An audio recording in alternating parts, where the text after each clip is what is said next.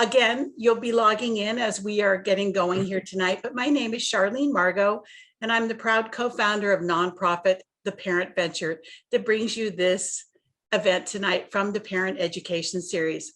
Our featured presenter is Lynn O'Shaughnessy, and the topic of tonight's talk is winning strategies for finding the right school at the right price. Lynn is actually back by popular demand. She was introduced to us by a college advisor in the Sequoia Union High School District, and the college advisors keep asking her back. So we know that her advice is very, very useful for parents and caregivers and educators and counselors alike. So we would like to say special thanks not only to Lynn O'Shaughnessy, but the Sequoia High School Education Foundation, the Sequoia Union High School District, the Sequoia Healthcare District, Peninsula Healthcare District, and this organization, the Parent Venture. Without your sponsorship of this program, these events would not be free and possible for the greater community. Tonight, Lynn has a lot to tell us. So she's going to be speaking for 45 to 60 minutes, and then we really want to hear from you, the audience. So there's two ways for you to interact with us. One is the chat button. So my partner, Bev Hartman, will be putting resource links in the chat. Do check that out. You can communicate with one another or ask or send comments to us, but we'd like you to put your questions in the Q&A box. So resource links, comments in the chat, questions in the Q&A, and we will definitely save time at the end of this program for your questions. We know that there are typically many. Also at the very end of the program, Bev will be putting a link to the survey, a very short survey, like 2 minutes. We hope you'll take a second to fill that out. It helps us both plan for future parent education programming and provides information for our funders. All right, let's get started. Let me tell you a little bit about tonight's featured presenter. Lynn O'Shaughnessy is a nationally recognized college expert, a higher education journalist, speaker, and educator. A former Los Angeles Times reporter, she's written about college issues for such national outlets as the New York Times, Consumer Reports, Money Magazine, and the Wall Street Journal. She is also the author of the Amazon bestseller, The College Solution, a guide for everyone looking for the right school at the right price. And she writes about college on her popular blog, The College Solution, which attracts more than 750,000 visitors a year. Lynn also offers a popular online course for parents with teenagers, the College Cost Lab, that can help families cut the cost of college while finding great college options. Lynn is a proud native of St. Louis, Missouri, and an alumna of the distinguished University of Missouri in Columbia, the nation's oldest journalism school. A resident of San Diego for the past 30 years, she's also the proud mom of 2 college graduates who are thriving in their adult lives. She's also a new grandmom. Please join me, everybody, for a really warm virtual welcome for Lynn O'Shaughnessy. Take it away, Lynn. Thank you, Charlene. I appreciate that very much. And I want to thank everybody for being here today. I've got a lot to share. I always try to cram a lot in, but I also want to make sure that I have some time for you to ask some questions, because inevitably I get a lot of questions. So I'm just going to kind of dive in right here and share my screen. Hopefully you can see the screen. I'm going to assume you can. That's good, Lynn. Okay, cool, because I'm not very techie, sadly. Okay, so what I'm going to talk about today is winning strategies for finding the right school at the right price. Okay, and this is what I'm going to talk about today. College prices are bachelor's degrees like airline tickets. Everybody pays a different price. I'm going to talk about answering the financial aid question first. That's kind of a critical to begin with. I'm going to talk about strategies to cut college costs for different income groups, from low income up to high income families. Also, I'm going to talk about why you need to use net price calculators, how important they are, especially they can help you with some of the emotional issues of college. If kids get into colleges and you're like, hey, I don't want to pay $80,000 a year for this school. I'm also going to talk about appealing, especially this is really important with a lot of schools, not all schools, but many of them, you shouldn't assume that the first offer is the last offer. And then I'm also going to talk about, and actually I'm going to give you a little handout. Not sure how this, I guess I'll talk with Charlene about how that's going to work, but does where you go to college matter? I have in my own class, I have I think it's about 9 pages that discusses this issue. Okay. And the good news is it doesn't matter as much as all you guys probably think it does. What matters is what you do wherever you end up. But so anyway, you're probably here today because you're kind of maybe stressed out. You're worried about how much college is going to cost. Some of the most expensive schools today cost over $80,000 a year, which is insane. Or you're worried about having to blow up your retirement nest egg to pay for some of this, or taking on too much debt, or you're worried about your kid making the wrong choices, or you're worried that your child is going to be rejected from whatever schools that they apply to. And it's natural to stress about this as the leap to college. I know I went through it twice. I actually started thinking about when my oldest child, Caitlin, was still a toddler. Now she lives up in San Francisco, and she has her own little kid. Now for Caitlin, going to one of the top state schools in California wasn't going to happen. Like her dad, who had gotten his undergrad degree at Berkeley, had said, "Well, I think she should go to Berkeley," but she wasn't in the top 10% of her class, which is, now it varies between 9%, 12%, whatever it is. She wasn't wed to always doing academics all the time. It just wasn't her. Smart kid, very smart. But so the big time stress for me didn't hit until Kaylin had started high school. She went to a private girls' high school in San Diego. And I was a financial journalist at the time, had written a lot of financial books, wrote for like Wall Street Journal, Forbes, Bloomberg, all those kind of places. And I realized, wow, I've covered just about every topic under the sun, but I'm financial topic, but not what I call late stage college planning. So I thought, this is Kaylin, and she's in high school. I thought, well, I'm going to try to figure this out for her. I didn't know what her chances were for scholarships or if we qualified for financial aid. I probably knew less than you do right now. Her GPA was a little under 3.5, and we didn't know what her test scores would be yet. Did she have much chance for anything? And it's like, yeah, turns out she did. She ended up getting institutional scholarships from several colleges and attended this school, which admittedly is in the middle of nowhere in Juniata College, where she thrived, and spent a year at University of Barcelona. She was an entrepreneur, Spanish major. After graduating, she ultimately became a marketing director of a toy company in San Diego.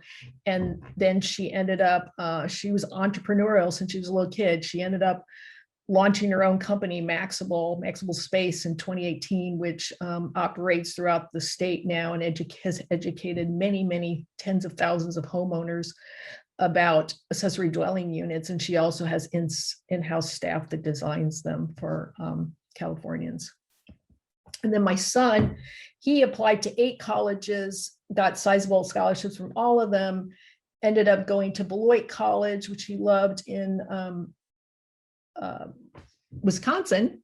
He was a math major, studio art minor. He got his master's degrees in education, University of Denver. He was a math teacher for a while, got burnt out, frankly, doing it. And he left to go to his Zen Buddhist monastery in Santa Fe, New Mexico, later one in Middlebury, Vermont. And now he's a math tutor and an artist in Portland, Oregon. So all of my kids, they all did well. They ended up going to schools where they could thrive, didn't have to take on any debt. They got significant scholarships. And that's what I like to help share with other people, is to do something similar. And that's why I ended up jumping into what I call late stage college planning, which is really confounding to a lot of families. And I ditched all my personal finance journalism and just started focusing on helping families, since there was such a need for it. There's very little information, good information, about exactly how do you go about this. Okay, so I started my website years ago, done tons of media about college. This is old now. It's like, oh my gosh, 10 years, but I'm still getting royalties from it. But did the book, and then I have a class on my own website, The College Solution, that helps families, and also independent college consultants. And I also, for high school counselors out there, I let any high school counselor take the class for free, because they're in the trenches and they need to know this stuff. Okay, so a little bit more, that's enough about me and my kids. So the first thing I'm going to talk about is understanding the reality of college pricing. Okay, colleges are priced like airline tickets. Everybody pays a different price. This is how the pie is sliced. 48% of the money comes from colleges, 31% from the federal government, state governments, 11%, this is nationwide, and 10% are private scholarships. A lot of people think private scholarships are where the money is. It's not. It's the least, smallest source of money. And it can be not even worth a lot of people's time to look for these private scholarships because they're typically very small and for 1 year, okay? So oftentimes the big money will come from the college itself, okay? 80% of students at private colleges and universities do receive money from the institution itself. That can come in the form of financial aid or as well as merit scholarship money for students who have no financial need, of which I'm sure a lot of people watching tonight fit in that category, okay? Now, the average tuition discount at these private colleges where many students get money is at a historic high. It's at 60% now. That's what the average discount is, tuition discount. So why are all these discounts? Well, except for the most popular schools, you know, and a lot of families, especially that have money, tend to fish in a very small little pond when looking for schools. But beyond the most, you know, elite schools, it's really a buyer's market. Most schools do not meet their freshman admission goals. This has been going on for years and even before the pandemic. Okay, so they have to give more money, right, to get kids to come. Every year there's a survey of college admission directors, state and private, and you know the number of admission officers that say they're concerned about meeting their freshman goals keeps going up every year. So families can take advantage of that, okay? Now, at state universities, 61% of students, and this is state universities across the country, receive some kind of institutional money, either need-based or scholarships. Now, here in California, it's different. The Cal States and the UCs are outliers in terms of how money is awarded. The bulk of, you know, the vast majority of the money comes from the Cal grant, which probably you all heard of, okay, which is state, it's from the state and it's all need-based aid, okay. State schools in California, universities give very little merit scholarships. In fact, I don't think it's in their budgets at all. That the money for these from these scholarships that you might get at a UC or you know, Cal Poly, whatever, comes from other sources like alumni, right?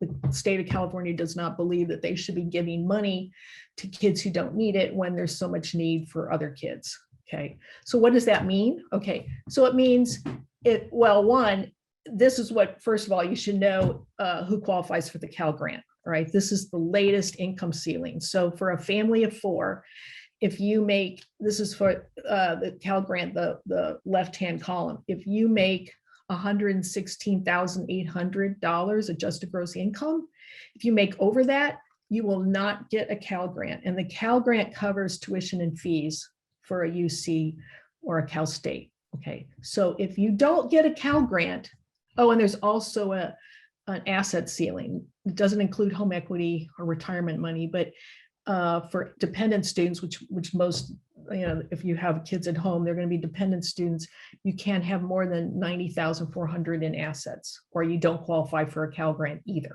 okay? Those are the requirements. And of course, there's a GPA requirement too. So what does that mean if you don't qualify for a Cal grant? Well, it's highly, highly likely you will pay full price for a state university in California, right? And if that's the case, what I would suggest is you compare the cost of going to a Cal State or a UC with what you would get from a private college anywhere in the country or a public university outside of California. And I'm going to give you an example. This is a friend of mine, okay, who, this was a few years ago, they were in that position where they did not qualify for a Cal grant at all, okay, but they, you know, they weren't wealthy. They weren't, you know, they couldn't just pay full price for a school. So I had suggested they were going to, you know, James there, who you can see when he graduated, was going to apply to some UCs, but then he was also interested in private schools, didn't have any idea, which ones he should apply to. I helped him. And that's his mom, my friend Lydia. So as I said, he didn't qualify for financial aid at UC. He did qualify for some expensive schools that meet 100% of financial need. He attended Skidmore College in upstate New York, a highly selective liberal arts college. He got $204,000 worth of aid, which ultimately made it less expensive than a UC school would have been. He made fantastic friends, returned to San Diego after graduation, has a 6-figure job as a software engineer at a major tech company, and he's saved enough to make a very large down payment on a house. So he's doing fantastic. And that's just an illustration of, there's more than just one way of looking at college or assuming everybody's got to go to a state school. Okay. Now, the first thing I would suggest when you're looking at, okay, what kind of school should I aim for if you don't want to pay full price for a school, and I don't care how much money you have or how much home equity you have, most people don't want to pay full price for a school. So you have to answer the financial aid question first, which is, are you going to qualify for financial aid? How you answer that question is going to influence what kind of schools you will look for. Okay. And income alone isn't going to answer this question, right? You need to obtain your expected family contribution, okay, known as an EFC. And an EFC is what parents would be expected to pay at a minimum for 1 year of their child's college costs, okay? And it's expressed as a dollar sign. And the higher the EFC, the more you'd be expected to pay, okay? I would suggest for families to use the College Board's EFC calculator because it uses the 2 methodologies, the federal one, which is attached to the FAFSA, and the institutional one attached to the CSS profile. And the CSS profile is the one that a lot of the fancy private schools use, okay, 187 to be exact. This is just what the College Board's EFC calculator looks like. Okay, so I'm going to give you some examples. All right, so let's say a family makes $275,000 adjusted gross income. They have $600,000 in non-retirement assets and $900,000 in home equity. Now, I'm mentioning non-retirement because retirement assets do not count in terms of your EFC or whether you would qualify for any kind of financial aid. It's only the non-retirement assets. Okay, so their 2 EFCs is a little over almost 84,000 for the federal methodology and 105,000 for the institutional. And why that got bumped up is because of the huge amount of home equity. Okay, though it's not that much considering 900,000 of home equity. The EFC formula isn't that much different. There's reasons for that, but I'm not really going to go into that right now. But okay, so somebody like that, you got an EFC, like you didn't know this already. You have an EFC of 83,000. The cost of a school, your child wants to go to 70,000. Okay, you got 0 demonstrated interest. Need, right? You're not going to get need-based aid. You're going to be looking for merit scholarships. Now let's look at an upper middle class family, makes 185,000 adjusted gross income, 170,000 non-retirement, and 350,000 in home equity. Their EFCs, range from 47,000 to almost 52,000, right? It's lower. So that means that there would be an opportunity for their demonstrated need would be like 29,000, okay, thereabouts. So that would be a family who could qualify for need-based aid, or also there's plenty of schools where you just be looking for a good merit scholarship, right? It's not just, you get need-based or you get merit-based. Sometimes you can get a merit scholarship and will just go to your need, okay? Now in the last example, low to middle class example, 59,000 AGI, $15,000 non-retirement, and they don't own a home. Okay, so their EFC is very, very low. So they need a lot of help. Okay, in California, you would definitely be also looking at your state school too, making sure you absolutely file the FAFSA. making sure your kid qualifies for the Cal grant. And also if you're really low income, it's also possible to not only get the Cal grant, but also some need-based aid from, say, a UC or Cal State, in addition to the Cal grant. Okay, so for strategies, for wealthy and upper middle class families, when searching for schools, and you don't want to pay full price, okay, students should primarily be looking for private and state colleges and universities that provide healthy merit scholarships, okay, which of course would not be the UCs or Cal States. You would pay full price, but there's plenty of state schools elsewhere that would give smart kids merit scholarships, okay, and also plenty of private colleges, right? Another strategy for upper middle class folks is it would be possible to obtain need-based aid for a family at private schools that provide excellent financial aid. And that would be schools that are nearly all elite or highly selective, that say they meet 100% of a family's financial need or close to it.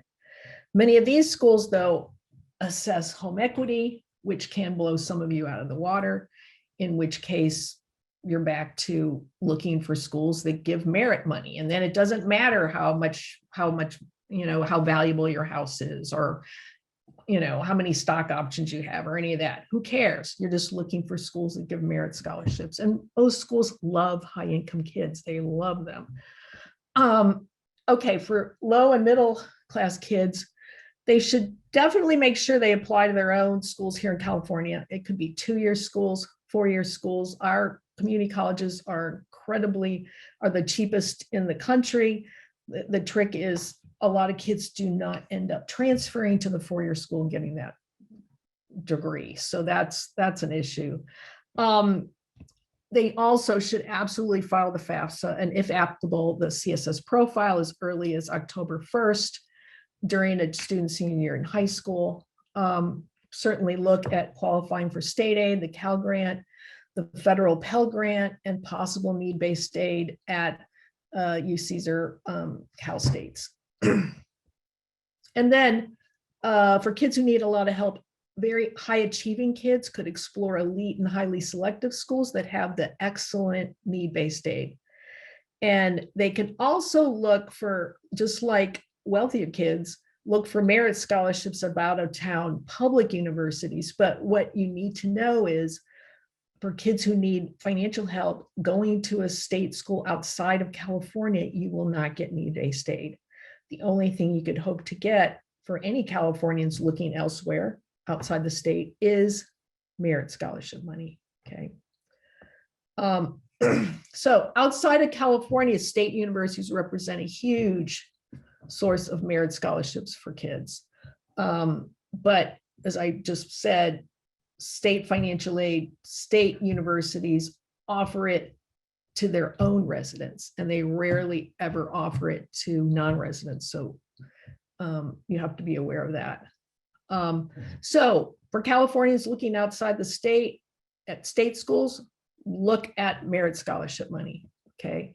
And it's often easy to determine who qualifies for merit aid at state universities. Awards are often tied to GPA and test scores, even though a lot of schools now are test optional. Evidence has suggested that kids who do submit scores are getting, admitted more often, which is not surprising, just because I'm very cynical about the higher ed world, but it doesn't surprise me in the least. So, sometimes you can find a lot about just what it takes to get an award at a state university just by Googling the name of the school and scholarships. Okay, and it's usually all based on, numbers like GPA, class rank, test scores, because at big state universities, they don't have time to look at any kids holistically. So why, merit aid at state universities, except for the ones here in California, have soared over the years, and people, why? One is because even state universities like to inch up in US News rankings. And if you give merit money to kids who have, good scores or GPAs, US News likes that. Also, states like using non-residents to help with the budget, because even if you give these kids a merit scholarship, for instance, they can end up paying more than, say, a low-income kid from their own state. So it can help with their budgets. And also universities fight off competing poachers because there's been such a competition among state schools to attract higher income kids with merit aid, that to keep up, schools have to keep offering it or upping it. Like, I'll give you an example of my own alma mater, University of Missouri, who was seeing some, smart kids in Missouri getting poached by like University of Alabama, which is very aggressive all over the country with their merit aid. And also University of Minnesota was picking up Missouri kids, University of Arkansas, different schools. And so the flagship University of Missouri had to up their merit aid to like fend off these, outsiders. And then they started poaching more kids from next door in Illinois, from the University of Illinois, Champaign-Urbana. So anyway, that's the reason why there's so much merit aid going on in recent years in state schools. And the recruiting can be fierce at some schools. Like, this was a billboard, I don't know if they're still using these, but University of Maine, they don't have a lot of kids there, which seems unheard of here in California when there's way too many kids for the slots of the state schools here. You just can't, not everybody can get in, right? So that's not like how it is at some schools. Like Maine, not a lot of people there, not a lot of teenagers, so they are recruiting fiercely. They give great deals to kids all over the country, including California kids, where you would pay no more than what you pay here to go to college. Now, schools are not stupid. They know that if they have a brand name, right, that is popular, they can charge more money, okay, for non-residents. And actually, these are I don't know if I updated this from last year. I might not, because I think the prices are even higher now. But you can see just for some of the popular flagship schools like Berkeley or UCLA or Virginia or Michigan or Vermont, where you can ski, or Colorado, which is very popular, it's by the Rockies, right? Those schools can charge more to non-residents. You need to be aware of that. Okay, I remember I had a friend who used to be a regent at the UCs, and he said when the UCs had decided, okay, we need to raise more money, we're going to start recruiting rich students from outside of California and also internationally, like they were deciding, well, what should we charge, for these non-residents? And they decided, let's just charge more than whatever University of Michigan is charging, who had the highest price at the time, right? So anyway, probably won't make you feel any better, but kids who come to our state schools from outside California are paying a lot of money. But you need to be aware of that when you're looking, if your child wants to look at a state school outside of California, just know that the most popular ones, right, are going to extract a very high price. Okay, so that's all I'm going to talk about right now for state schools. I'm going to talk a little bit about private colleges, where about 3.4 million kids attend private schools. The first thing you need to know, it's also kind of the principle I was just talking about state schools and them charging more for the most popular state schools. Well, universities on the East and West Coast can do that too. They tend to have the highest net price being what the price is after you subtract whatever, kids get in eBay state or merit scholarships. And why are those the most? Because that's where kids want to go. They want to go to school in cities on the coasts. So every year the federal government does this, what it hoped to be a Hall of Shame list, like what are the schools that have the highest net price in the country? And they thought maybe if schools got on this list that they would moderate their pricing, which of course has not happened. But you can see the schools, these are among the top 5% most expensive schools in the country. And look, most of the schools are on either coast. So you're dealing with that. You got to keep that in mind if you're like, oh, well, my kid would be willing to, go somewhere besides, say, a state school here, but they want to stay in California. Like, okay, these are the most highest priced schools in the country, besides some on the East Coast. Just be aware, there's a big wide country here. There's a lot of schools that aren't nearly as expensive. Now, nearly all private colleges give merit scholarships. And as I said earlier, keep in mind that affluent families will in some cases qualify for need-based aid at expensive private colleges and universities. Partly it depends on what your EFC is, and also what the price of the school is and how generous they are with need-based aid. The more expensive the institution, the more likely families will qualify for some need-based aid. Okay. Now, the most elite universities and colleges offer the best need-based financial aid. Okay. But for affluent students looking for merit scholarships, the bargains will not be the rankings alpha dogs among private research universities. Okay. Because why? Those schools get plenty of rich students. They don't need to offer anything to these kids. You could, Stanford could charge $1 million for their tuition. They'd still reject kids. It's just the reality. So they give very little to no merit scholarship, the most highly ranked schools. Okay. Now, elite private research universities are the least likely to provide, discounts to kids. They have a lot of students who pay full price, the rich students. Now, other schools, master's level universities and liberal arts colleges are more likely to provide more students with discounts. Okay, and I'm just going to give you an example. Okay, here's some research universities, which of course research universities are, the priority of these schools is to is professor research, right? That's number one. Number two is graduate education, right? And number three is little old undergrads, right? So, which is one reason why kids went to a college, because they didn't want to be the third priority. But also it depends on what your department is, right? Of how well undergrads are treated. But you can see here with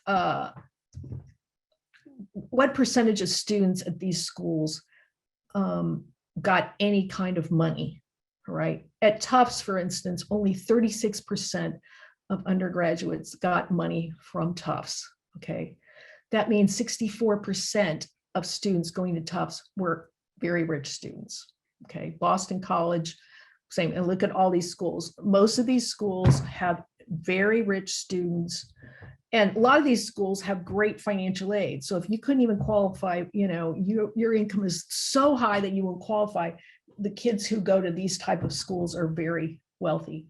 Now, for those who do get some money, who get here to get into schools and need money, typically, most of these schools give very good need-based aid, except one exception, which is NYU, which is kind of its own league because it's horrible with need-based aid and it's horrible with merit aid. At least these other ones, the rest on the list, pretty much most of them are very good with need-based aid, not with merit scholarships. Now let's compare that with liberal arts colleges, okay? Including my son's, there's Beloit College. Wow, it's so different, right? Willamette in Oregon, Goucher in Maryland, Allegheny, Pennsylvania. Anyway, these schools, most of the kids in these schools are not paying full price, right? It's very rare to have to pay full price at these schools. Why? Because, hey, kids grow up dreaming about going to, Stanford or Caltech or MIT or Harvard, right? They don't grow up dreaming about someday I'm going to go to Beloit College, right? Does that mean Beloit is inferior? Absolutely not. Nothing could be further from the truth. But people just don't even know what colleges are, what they have to offer, right? Which is they're just focused on undergrads, which is a wonderful thing. And they have small classes, but people don't know that. So if you want to not pay full price, you apply to schools like these and many, many others, you're going to get a discount. Now, on the other hand, if you look down here, okay, who are these outliers? Colorado College and in Colorado Springs, Claremont McKenna, one of the Claremont schools in Southern California, they're like those research universities. They're like a Harvard or a Stanford or a Tufts, where they get a lot of rich students coming to their schools. So they don't have to give them money. They attract a lot of full pay kids. And so they don't have to give out nearly as much money. Okay. In fact, Colorado College is the New York Times did a study of like where the 1% go. And among in liberal arts college, this is one of the most popular schools for 1% kids in terms of their parents' income.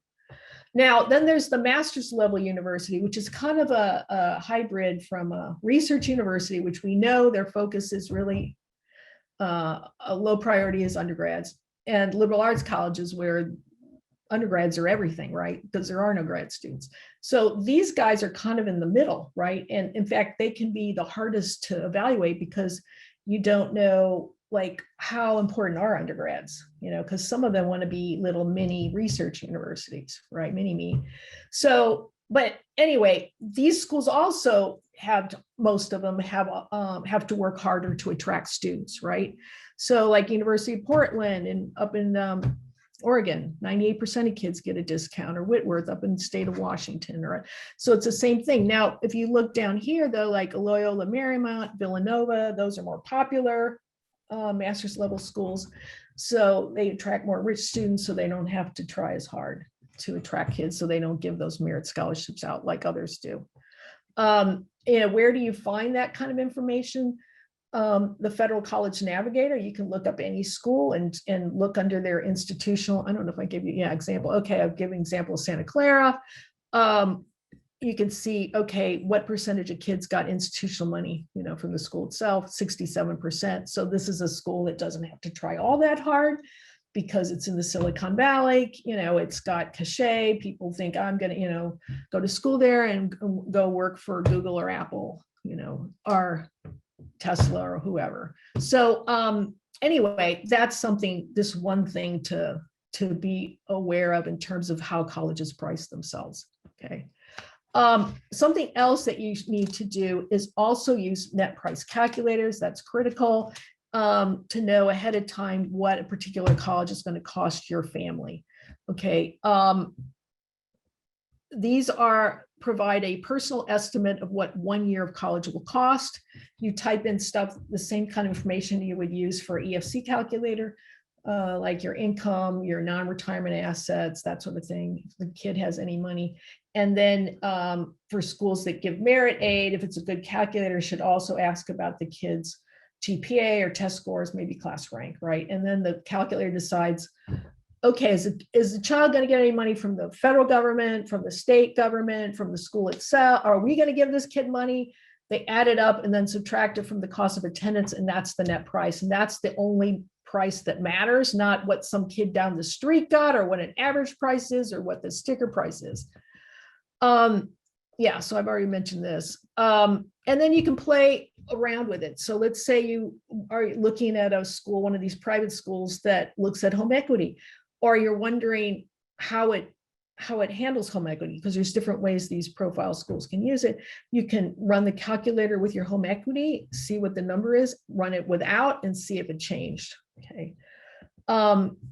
So if money is an issue, and I think it is for most people, run the calculator, and if the results are bad, don't let your kid apply to that school, or greatly limit his or her expectations, saying, hey, if this calculator is really right, if we're really going to have to pay $83,000 for this school, you're not going. And hopefully that would help reduce some of the emotional trauma later if a kid gets into, say, NYU and throws a fit because it says, oh my gosh, why did I try so hard in college, in high school, if I didn't get into my dream school? Well, who said that working hard in college guarantees you a bachelor's degree that costs over $300,000? Like, come on, kids, crazy. So anyway, use the net price calculator to dampen down some of this irrational thinking in terms of the teenagers.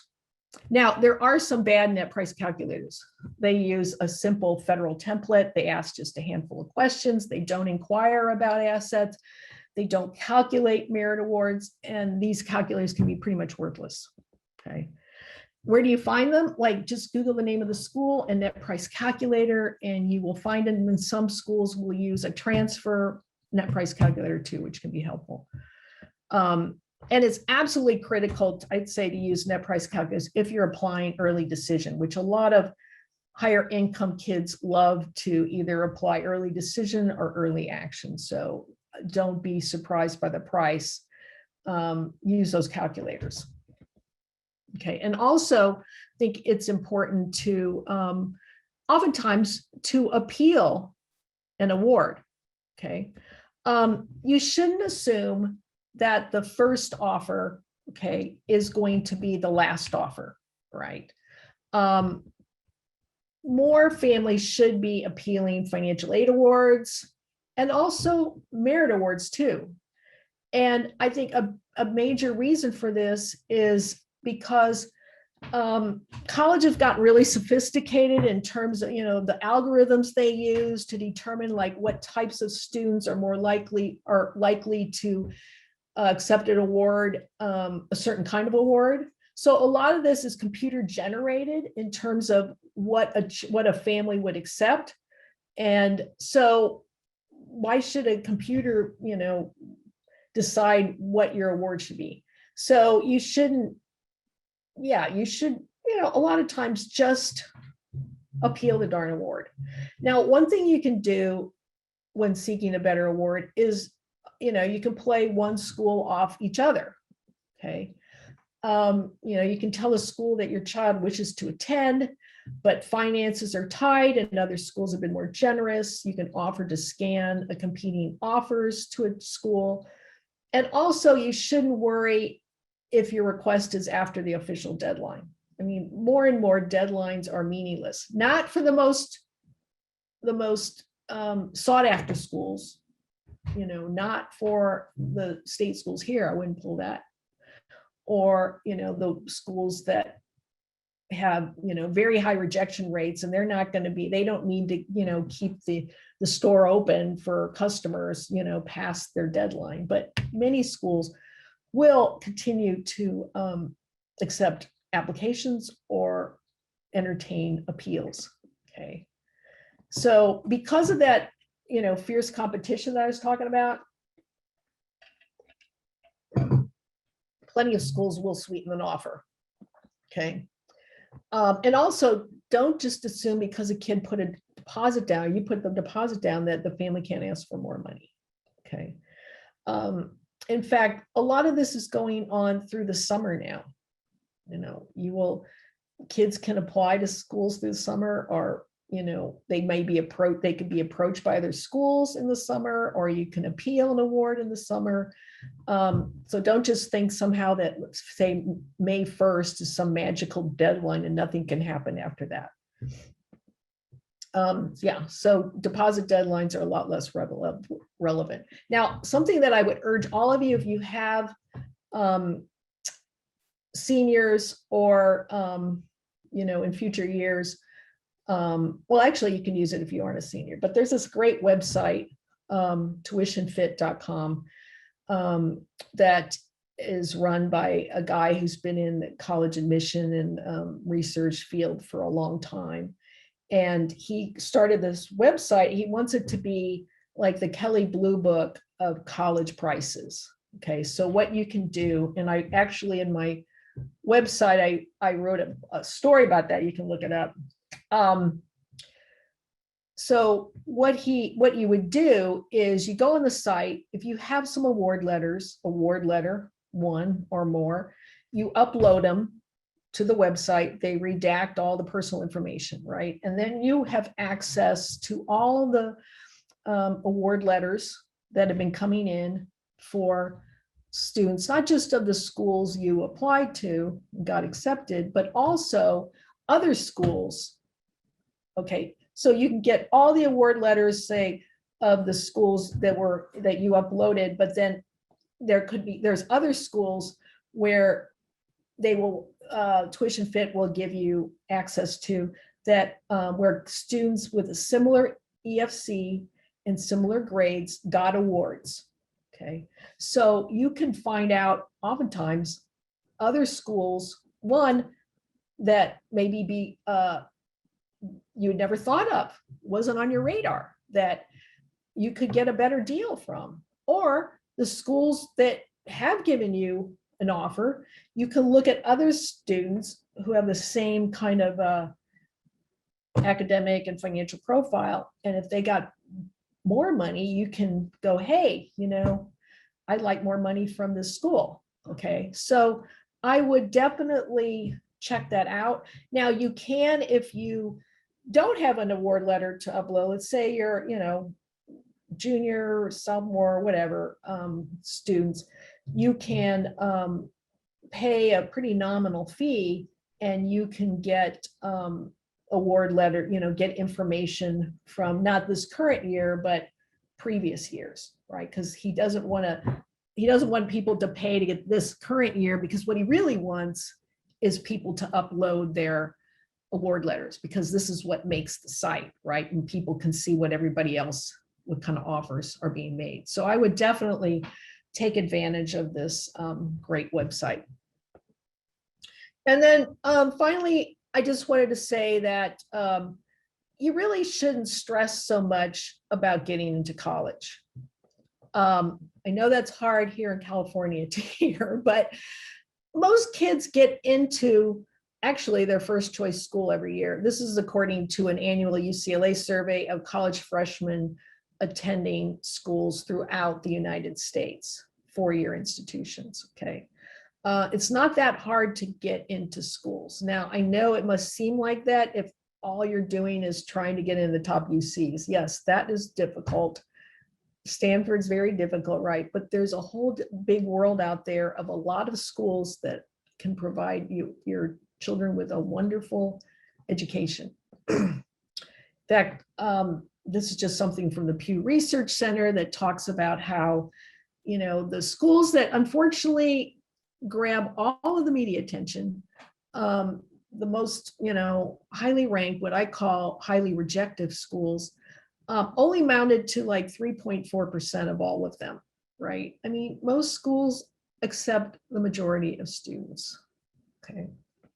Now, what I'm going to give you, and I'll have to figure this out with Charlene, how it's going to work, but I was going to help you reduce some of this stress, okay, of, oh my God, how's my kid going to get into schools, and and their lives are going to be ruined if they don't get into top 10 US News Research University, which is so not true. But I'm going to give you this guide that I have in my own online class, the College Cost Lab, that I think will help you maybe chill out a little bit, okay? And it talks about, one, does it matter where you go to college? Okay, the answer is, least or high income students, no, it doesn't, because kids are worried about getting into those golden ticket schools. You're already in a golden ticket household. You don't need another one, okay? And there's been research done, and in this handout, you'll see research that was done over time that shows that high income students who go to the elite school, like Ivy League schools, have the same income as students who had the same academic profiles, but didn't get into those schools. It's not the schools that matter, it's the kids. Now, who does benefit from these schools are low income, first gen minority kids. They can benefit from that. But other students, it's just, it's not going to give you any kind of big advantage. I also in this little paper that I wrote, I talk about research that was done by Purdue and Gallup a few years ago. In fact, they are continuing to do research on this topic, but what they did a lot of research about what is it that when you're in college that will influence whether you're going to succeed professionally and succeed in your personal life, okay? And they spent a lot of time on this. They came up with these, I think it was 6 or 8 factors, I can't remember. Things like Did you have a professor that cared about you? Did you have a professors that, made you excited about learning? Did you have an internship or a long project in the field that you're interested in? Were you really active in extracurricular activities? Did you study abroad or have an internship? There was all these things, and only 3% of students could answer, or grads. They surveyed kids who had just gotten bachelor's degrees, 30,000 of them. And the more you could answer yes to these questions, the more likely they felt good in their jobs and in their personal lives. And I know I did a blog post years ago about this, about my own daughter, who could have answered yes to all of them. There's only 3% of college, those surveyed, the 30,000, who could answer yes to all of them, and she did. And certainly she was, has hit it out of the ballpark in terms of, even she went to a school no one's heard of. She's now the CEO of a startup. She's very, doing very well. And, who cares? No one cares that she went to a school that most people can't pronounce, right? So I think people just need to get over that. Also in this handout, you're going to get, I also talk about college rankings and how flawed those are. And, there is a good way to use college rankings, but it's only as a way to come up with ideas. The rankings itself is nonsense. So I particularly tell people you can use the rankings in categories of schools you don't know that much about, like liberal arts college category, or the master's level university category, which US News calls regional universities. Go and look at those lists just to get ideas, that's all, okay? Not to think that, the school ranked number 10 is better than the one ranked number 20, and God forbid that you would go to a school that's 75th ranked, So anyway, I would urge you when you get it to read it and hopefully take it to heart. So my final thing is, the best thing you can do to avoid making bad mistakes, and I see parents and kids making bad mistakes all the time, is to educate yourself, become an empowered college consumer, and then there's less likely that will help reduce your stress level and hopefully reduce what you have to pay for college. Okay. So that's all my presentation. Now I was going to be happy to answer, questions from everybody. So let's see. Oops.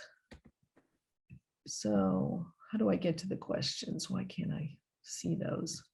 Oh, Lynn, I'm going to join you to ask the questions. Oh, okay, cool. If you just end the slideshow so I can see you again. Oh, okay, sure. Let me end okay, I'm There back. you are. Well, that was a lot of information, Lynn O'Shaughnessy. Thank you. That was hardly, I just skimmed the surface. I know. We are very grateful to you for all of this today. And parents, I'm sorry, I should have said in the beginning, we are recording this presentation. It will be available soon on our free video library. And all of you who registered will get a link when it posts. We work with students from the Boys and Girls Club of the Peninsula to do our videography. So yes, in answer to that. All right, Lynn, let's start with a little bit of myth busting, okay? Okay. 2 really good questions here. Parent asks, I have a feeling that applying for tuition assistance lowers the possibility of acceptance. Is that true? Now there are schools that are need aware, or also called need aware, need sensitive, whatever. I mean, there can be some schools that will do that. Typically, they will take, kids who need financial aid. There's plenty of schools all do that, but sometimes, you only have so much money, and then they're going to go, no, we can't take any more kids who have need. So that's the reality. Now, there are schools that say they're need blind, or they say they're blind to admissions, which doesn't really do you any good, because, oh, what if they accept you? And there's plenty of schools out there that give lousy financial aid. So, that it's not, I don't really think any schools need blind, even the most elite schools, because if you look at the number of Pell Grant kids every year, or the number of kids who do get financial aid, the percentage hardly budges. So I think that's kind of ridiculous. Now, I think if you need financial aid, you should say you need it. I mean, that's the most absurd thing, is to feel like, oh, I got to get into the school, so I'm not going to tell them I have need. That's nonsense. Like, what are you doing? You should not do that. Plus, it will backfire. Like sometimes families will go, oh, well, I won't apply for need the first year, but I will the second year. Colleges hate that. And there's very likely that they'll say, no way, you were being dishonest. You needed a, you wanted A, you just hung back a year. We are not giving it to you. All right. And Lynn, is it still true that parents should apply to the FAFSA and earlier is better than later? Well, yeah, you should apply to the FAFSA, and if applicable, the profile, and it's available on October 1st. I think October 1st can kind of crash a little bit. It's a lot of, maybe wait the next day or so. But yeah, I mean, in some aid, like there's a federal grant, the SEOG grant, where you need to be Pell eligible. And unlike the Pell, where it's always going to be available no matter when you apply during the school year, this grant, it goes oftentimes to the first come, first serve, because there's only a limited amount of different campuses. So I would say if you need financial aid, you should apply as soon as possible. Now, the deadline for the Cal grant is until, I think, March 2nd. But, I would just be on the safe side and apply as soon as you can get, because you're using 2-year-old tax returns. So everybody should have their tax return available. It didn't used to be that way, right? A lot of times you had to scramble and do your taxes and then apply, but now that's a non-issue. Okay, that is what we used to have to do. Yeah. All right, parents, just one note, remember, please put your questions in the Q&A box. That's where we're looking, not the chat. Okay, so Q&A for questions. All right, Lynn, parent asks, you just touched on this, but let's solidify the answer. Will private schools provide generous first-year merit scholarships and then reduce them in years 2 through 4? Okay, so usually a merit scholarship, you can find out like what are the requirements, like to keep it. Sometimes it can be like a 3.0. I had a friend whose son went to Montana State, brilliant kid. He was in engineering, got a great job when he left. I mean, Montana State's a wonderful school. I think they treat undergrads really well. They also allow undergrads to do research, which is unusual for research universities. Like, it's pretty common kids can do research at these schools, not just a few. So, but brilliant kid here in San Diego, he could have qualified for the top award, but you would have had to, I think, keep I think it was a 3.5, and he was an engineering major, and he didn't know how hard, that's hard to be engineering and keep a 3.5. He didn't want the stress. His mother, who was a doctor here in town, didn't want the stress of like, oh, you're going to lose it all if you don't get a 3.5. So he took the next highest scholarship. Now, what I think can be more of a problem is schools that front load their need-based aid. So a notorious example of this would be American University in Washington, D.C. What they say their percentage of need they meet, which I didn't get into, but you also, if you're looking for need-based aid, you should look to see what percentage of need a school says it meets. 100% is what is ideal, like an elite school like Stanford or University of Chicago or Emory. They all would meet 100% in need, which is great. Most schools don't do that, right? I think American said, and you can get this at collegedata.com, you can get some of these financial statistics, but I think they said, I looked at it recently, 92% of need they meet, which I don't even think it's that much. But then if you look at all undergrads, you compare the freshman stats with all undergrads, I think it dropped down to 74% of need they meet. That's like a huge drop, which indicates to me they're front loading. They put their best offer for financial aid to freshmen, and then they get them, right? And then they screw them after the first year. So you want to be careful about that. Okay, thank you. That's really interesting. All right. Parent asks, Do you have any tips for selecting a college admissions consultant? And would you suggest parents use one? They can. What I would suggest, well, there's two organizations. There's HECA, H-E-C-A, Higher Education Consultant Association. There's the IECA, which is Independent Education Consultant Association.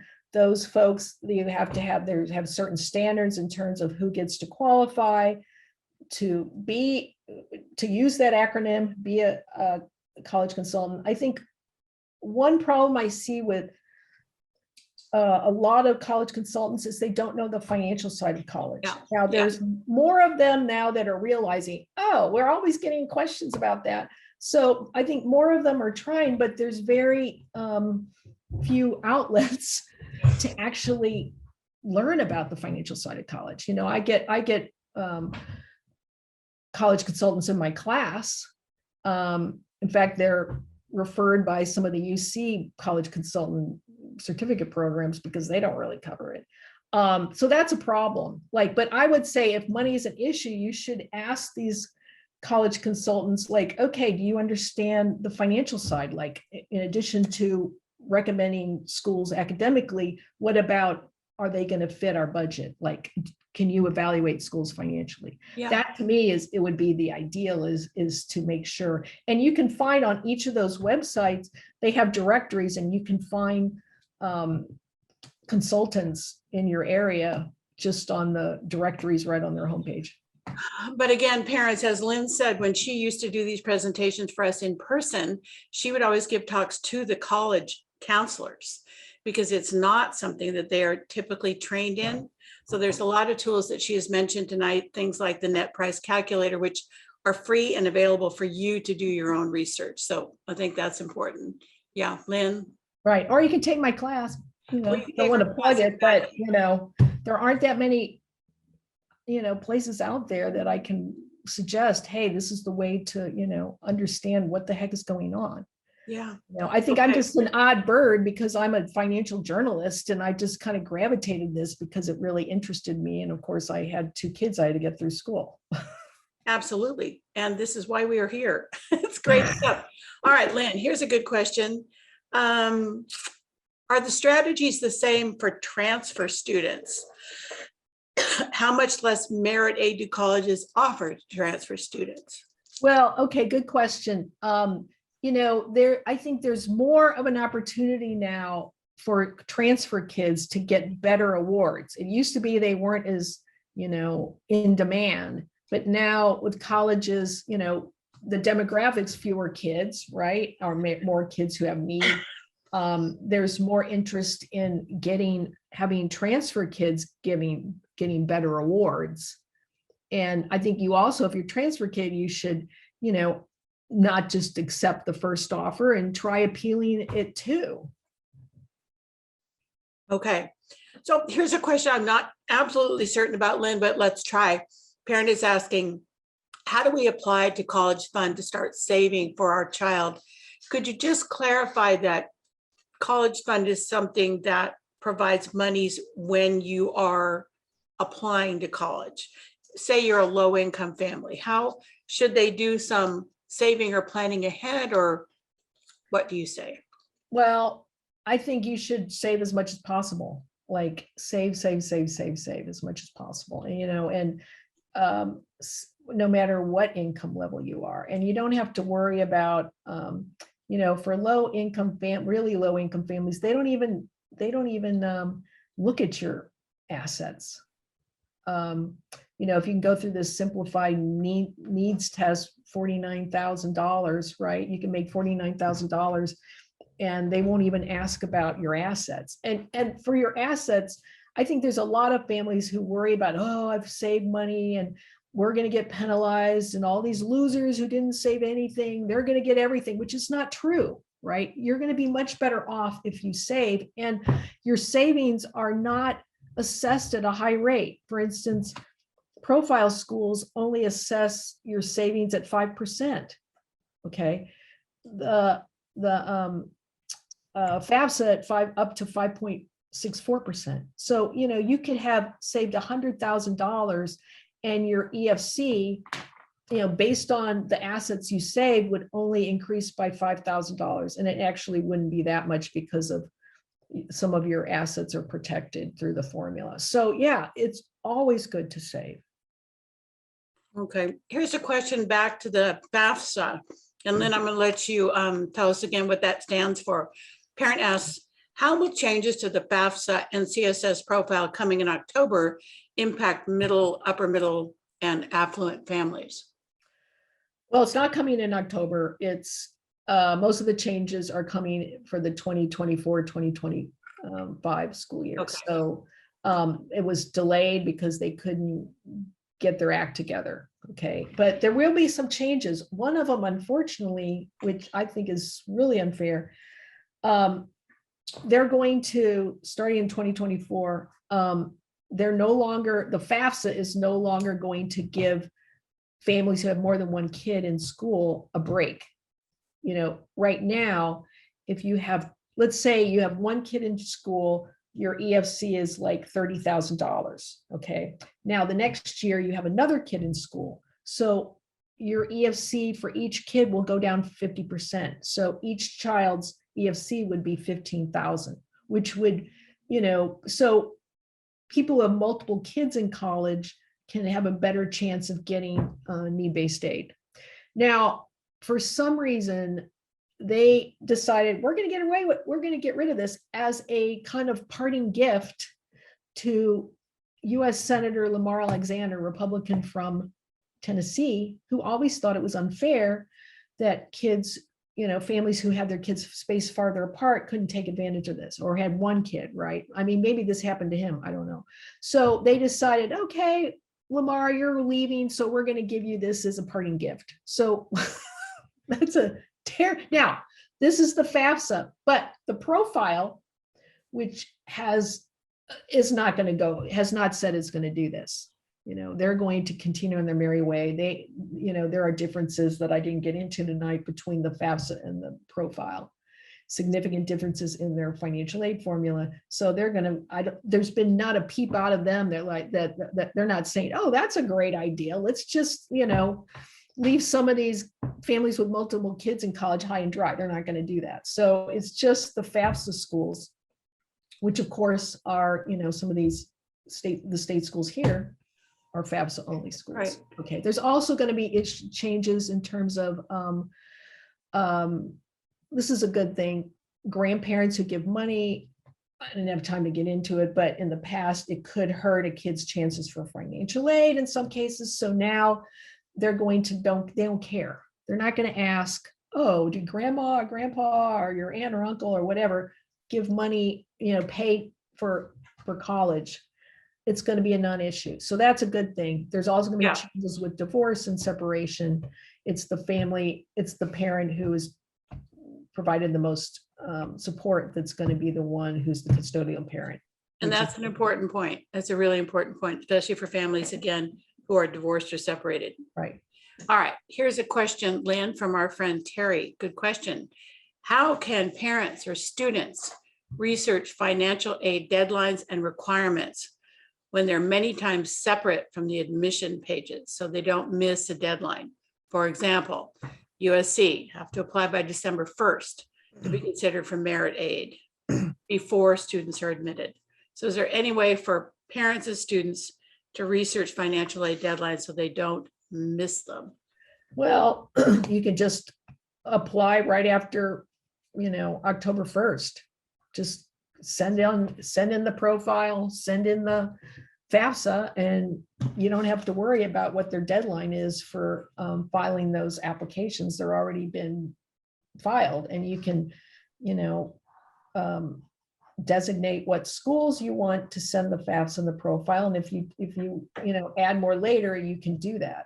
But I think college data, also College Board has, should have the deadlines in there in terms of when they are for financial aid. I should tell you that I'm really mad at the College Board because they used to have some valuable statistics in terms of, what the average merit award is or what the average percentage of need met for kids who had need, and lots of different statistics. And they just took them out in their overhaul because they're a membership organization of colleges. And so I think the colleges probably told them, you're giving too much information away. We don't want people to know if we're stingy or whatever. So now I recommend people go to thecollegedata.com, click on the financial hyperlink, and you will find things like how many kids got merit aid, how many kids got need-based aid, what the average percentage of need a kid got, and how many kids got their full need met. Those are kind of things I didn't cover tonight, but those are important to right. know. So, and Bev, everybody, Bev just dropped that link into the chat. Okay. All right, Lynn, we have just a couple of minutes together. Let's try for a couple more questions. So many questions. I wish we could answer them all. We have many parents now who are having kids later in life. This question is, how does being retired affect financial aid? well, it's just, it's not any different. Whatever your income is, you include that, your adjusted gross income, your income, any distributions from pensions, for instance, is income. If you pull money out of your 401k or your IRA, that's considered income. It's not that much different than if you're employed. Now, oftentimes people who are retired might have less income, right? So maybe you'd be more inclined to get aid, but it's your financial abilities are assessed the same way as someone who's working. Okay, thank you for that. All right, Lynn, last one. This is something we haven't touched on, but I know, especially with the pandemic, many kids' sports careers were interrupted, many kids counting on financial aid this way. Parent asked, do you have any advice for how to navigate your child's dream to be recruited for a D3 school to play a sport? Often private four-year schools don't offer money to play without blowing up your bank account. Okay, good question. For people who have jocks and think that their kids are going to get sports scholarships, and most of them will not, you should go to scholarshipstats.com. I really like that website, Scholarship Stats, and it talks about the chances of getting scholarships. It has schools and what the average scholarships are, different schools, different sports. It's a great site. Okay, now Division III, which you talked about, is there are no sports scholarships, which is, I think, great, because actually my daughter was a Division III athlete at her school. She was in soccer, okay, and she's on the varsity team. In fact, some of the time kids who are in California that are pretty good, but they're not the top, you go elsewhere and they're phenomenal, right? People love them. They think, whoa, you're so good. Anyway, I like Division III because these Division III schools, many of them private schools, give merit aid and need-based aid, right? Kaylin got a merit scholarship, but it can also help you get into schools, because all these schools, even little, liberal arts colleges, including elite liberal arts colleges, need kids. They want to compete. They want to be good. So you can actually, in fact, when we were touring schools, we made a point of, Kayla made a point of booking a meeting with the soccer coaches, and in fact, a couple of schools, she decided she didn't want to apply because she didn't like the soccer coach, which probably is not the best thing to do. But so yeah, you can get need-based aid, merit aid. And the cool thing about Division III is you're not obligated. Like if you have a Division I or Division II scholarship, Division I is always the higher one, but even a lot of Division I scholarships are very low. You're obligated. You're an employee of the school. You're not going to do much besides going to class and being an athlete, including on the off season when it's optional, but you don't want to lose your scholarship. So you're going to do whatever they want you to do. With Division III, your money is there. It's not dependent on playing soccer or baseball or the track. And in fact, my daughter, her junior year, decided she was going to spend the whole year in Barcelona. And she could do that because her money scholarship was not based, linked to playing soccer. Yeah. she wouldn't have been able to do that otherwise. So anyway, there's some pros and cons to aiming for Division I schools, but I don't see, really any downside to Division III schools. All right, thank you for that, Lynn. So again, I want to be respectful of everyone's time tonight. We have thrown a lot of information at you. I highly recommend that you go to Lynn O'Shaughnessy's website, The College Solution. You're going to find tons of useful free information there. She also offers courses, and we will, thank you, Lynn, be sending a free guide for you as well to all registered attendees. And again, this video will be available soon on our video library. Lynn, any last parting comments for us tonight?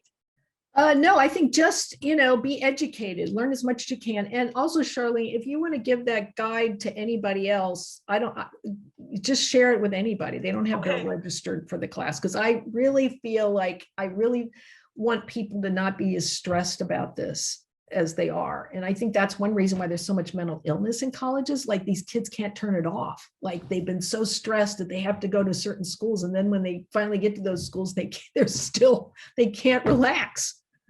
Absolutely. And there's a great book from Frank Bruni called Where You Go Is Not Who You'll Be. Really highly recommend that to parents. We've had Frank here in this program, and there's a couple of his videos on the video library. Huge thanks to you, Lynn O'Shaughnessy, for all of the information tonight and for your generosity and wealth of information. And mostly thanks to all of you who joined us tonight and asked all the great questions. Thank you. Thank you. And we appreciate all your kind comments. Take care, everybody. Stay well, and we hope to see you again soon. Good night, everybody. Right.